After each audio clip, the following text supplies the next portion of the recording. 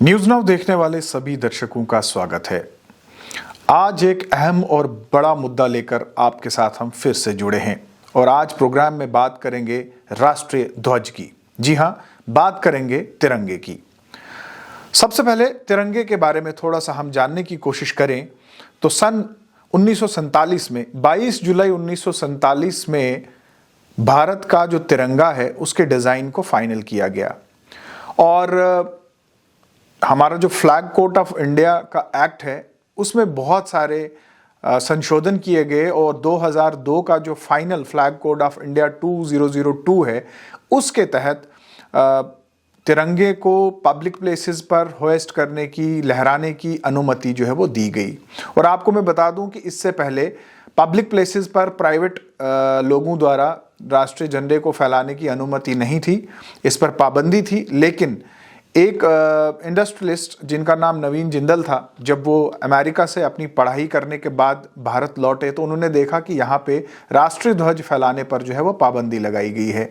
तो उन्होंने supreme court का रुख किया और सुप्रीम कोर्ट ने सन 2001 में एक फैसला सुनाया जिसमें राष्ट्रीय ध्वज को पब्लिक प्लेसेस पर फैलाने की अनुमति जो है वो दी गई। लेकिन जो फ्लैग कोड ऑफ इंडिया 202 है उसमें आपको तिरंगा अगर लहराना है उसके बारे में जो है वो पूरी इंफॉर्मेशन दी गई है और तिरंगे का अगर अपमान होता है तो आपके खिलाफ कार्रवाई भी हो सकती है। और आपको प्रोग्राम की शुरुआत में बता दूं कि तिरंगे का अगर अपमान होता है तो आपको 3 साल की सजा, उसके अलावा जुर्माना या फिर दोनों चीजें जो है वो हो सकती है।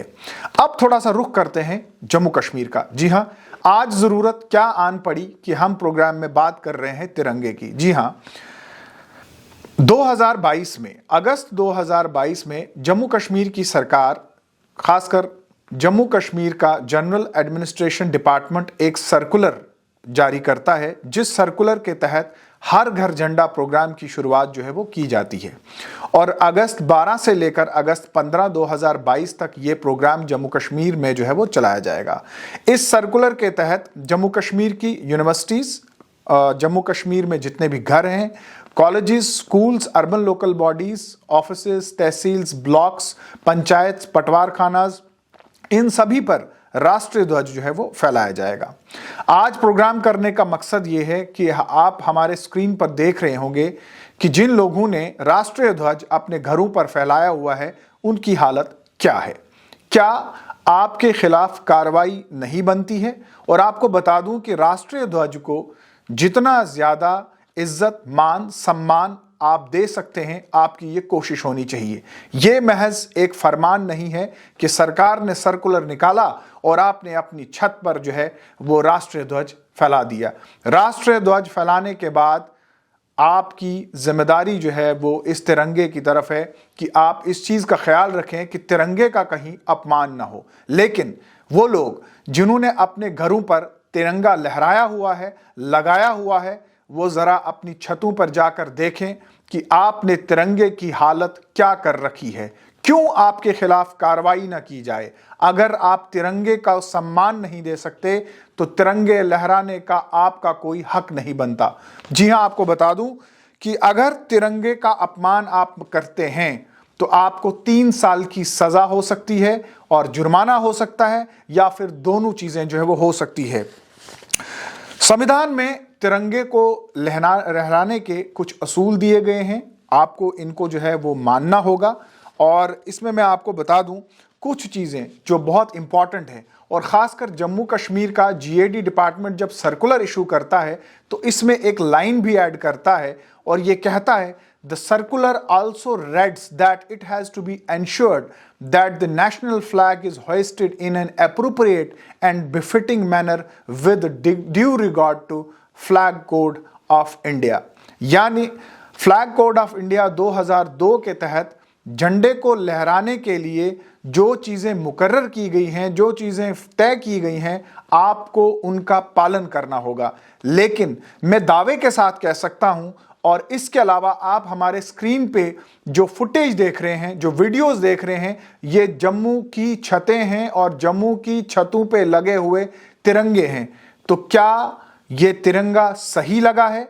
क्या ये तिरंगे का सही क्या ये तिरंगे का अपमान नहीं है? इन तस्वीरों को देखकर आप खुद फैसला करें और क्यों आपके खिलाफ कार्रवाई ना हो।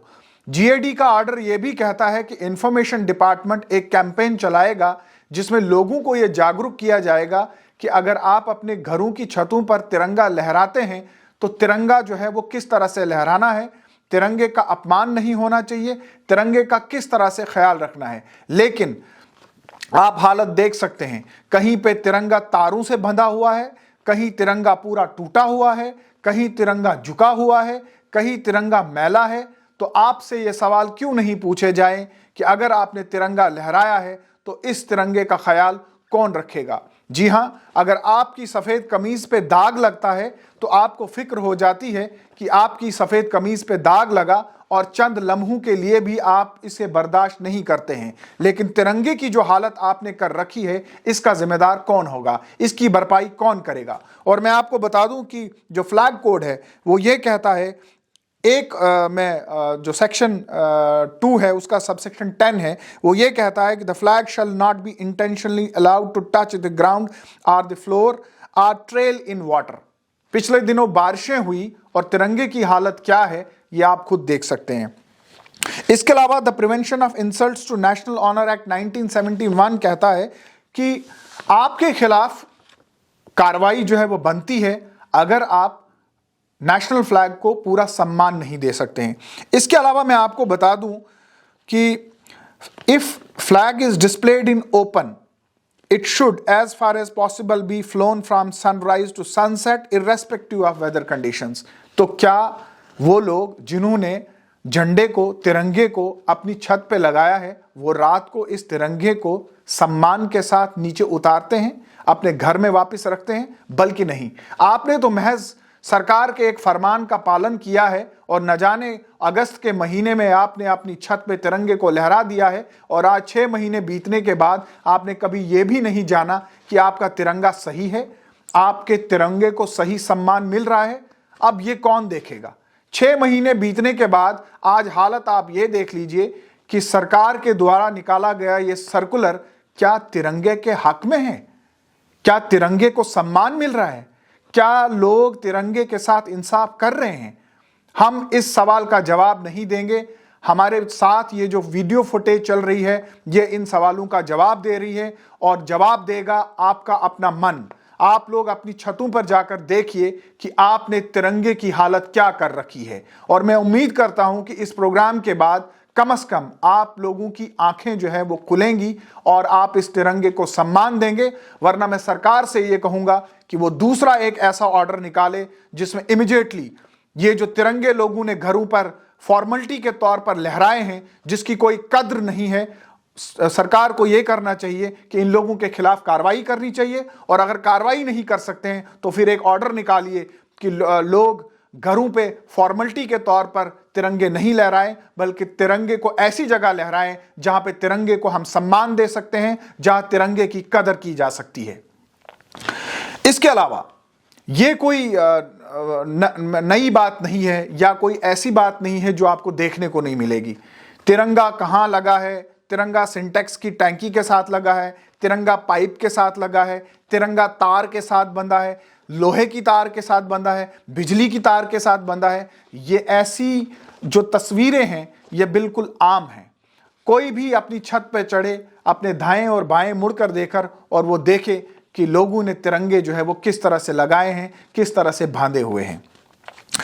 इसके अलावा फ्लैग कोड में एक और लाइन है, flag should not be displaced as fastened in any manner as may damage it.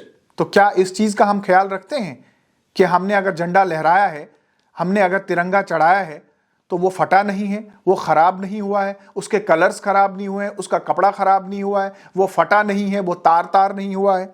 इसके अलावा when the flag is in a damaged और soiled condition it shall be destroyed as a whole in private, preferably by burning or by any other method consistent with the dignity of the flag। लेकिन ऐसा नहीं होता। यहाँ तो तिरंगा गिर जाता है, गल जाता है, पानी में रहता है, लेकिन इसे वो कद्र जो है वो नहीं मिलती है जो इंडियन कॉन्स्टिट्यूशन कहता है, जो फ्लैग कोड ऑफ इंडिया 2002 कहता है। इसके अलावा no other flag or bunting should be placed higher than or above or side by with the national flag. तो यहां पे आप देख लीजिए, न जाने कितने ऐसी छत हमने देखी जहां पे नेशनल फ्लैग नीचे है और दूसरा झंडा जो है वो ऊंचा है। ये झंडा कोई भी हो सकता है, ये आपकी जमात का हो सकता है, ये पॉलिटिकल पार्टी का हो सकता है, ये कोई रिलीजियस फ्लैग हो सकता है, लेकिन फ्लैग कोड ये कहता है कि जिस छत पे जहां पे भी आपने राष्ट्रीय ध्वज को फहराया है वो सबसे ऊंचा रहना चाहिए। लेकिन यहां पे ये मंजर बिल्कुल साफ है, आप अपनी छतों पे जाकर देख सकते हैं कि राष्ट्रीय ध्वज नीचे है और दूसरा कोई फ्लैग वो जो है वो ऊंचा है। इसके अलावा एक और चीज मैं आपको बता दूं कि इस प्रोग्राम को करने का मकसद यही था कि सरकार ने जम्मू कश्मीर में जब इंडिपेंडेंस डे हम मनाने जा रहे थे, 76 इंडिपेंडेंस डे, तो सरकार ने ये कोशिश की थी कि हर घर पर झंडा जो है वो रहे और एक पैट्रियटिज्म का हम जो दावा करते हैं और जो हम लोगों को दिखाना चाहते थे, सरकार ने ये सर्कुलर निकालकर कोशिश ज़रूर की कि लोग जो है वो हर घर में तिरंगा लहराएं। और इस सर्कुलर को तभी नाम भी दिया गया हर घर झंडा। और 13 तारीख से लेकर 13 अगस्त 2022 से लेकर 15 अगस्त 2022 तक ये दिन मुकर्रर किए गए। और मैं आपको एक और इंटरेस्टिंग बात बता दूं, इस प्रोग्राम के तहत जब ये जम्मू कश्मीर में प्रोग्राम चलाया गया तो जो इन्फॉर्मेशन हमें मिली उसमें यह बताया गया कि तकरीबन 3.5 लाख झंडे जो है वो लोगों में बांटे गए। और एक ऑर्डर तो ये भी कहता है कि राशन के जो डिपोज हैं वहां से भी लोगों को जो है वो झंडे दिए गए, और महज इसलिए दिए कि लोग अपने घरों पर ये झंडे जो है वो लहराएं, ये तिरंगे को लहराएं। लेकिन तिरंगा इतना सस्ता नहीं है, तिरंगे की कद्र बहुत ज़्यादा है और हम लोगों को मंथन करना चाहिए, ये देखना चाहिए कि हमने जो तिरंगा लहराया है ये तिरंगा हमें इतनी आसानी से हासिल नहीं हुआ है, बल्कि इस तिरंगे के पीछे बहुत बड़ी दास्तान है, बहुत से लोगों की कुर्बानियां हैं। और ऐसे में हम लोगों को कोई भी हक नहीं बनता है कि हम तिरंगे का अपमान करें और तिरंगे को जो है वो इस बेदर्दी के साथ अपनी छतों पर लहराए। प्रोग्राम का मकसद यही था कि हम आपको बेदार कर सकें। आप देखते रहिए द न्यूज़ नाउ।